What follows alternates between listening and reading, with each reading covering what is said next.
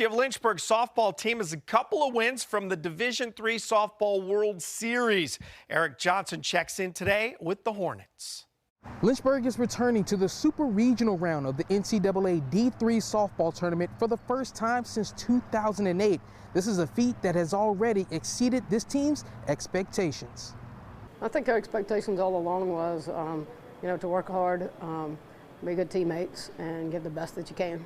We really have meshed as a team this year, and that's something that we haven't had in the past years. We have really good chemistry, and we expected very good things, but I don't think any of us expected to be at this point, so it's kind of surreal. Led by veteran coach Dawn Simmons and 4 seniors, the Hornets knocked off 2-time defending national champion Virginia Wesleyan over the weekend, and in the process helped Coach Simmons eclipse 600 victories. I think it was just the grit and determination this team had, and we talked about all along, if they put their mind to something, there's nothing that I feel like they can't accomplish.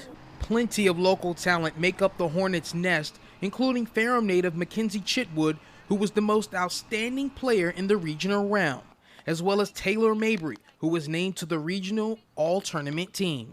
Lynchburg is excited for the opportunity ahead, so they have no plans of letting complacency sink in. Throughout the season, we've been good about wiping away losses we shouldn't have had and wins that have really just kind of made us, over-ecstatic, just like the past weekend. So I think we're going to stay humble. Game 1 in the best-of-3 series will start on Friday afternoon at 2 p.m. here at Moon Field. In Lynchburg, Eric Johnson, 10 Sports.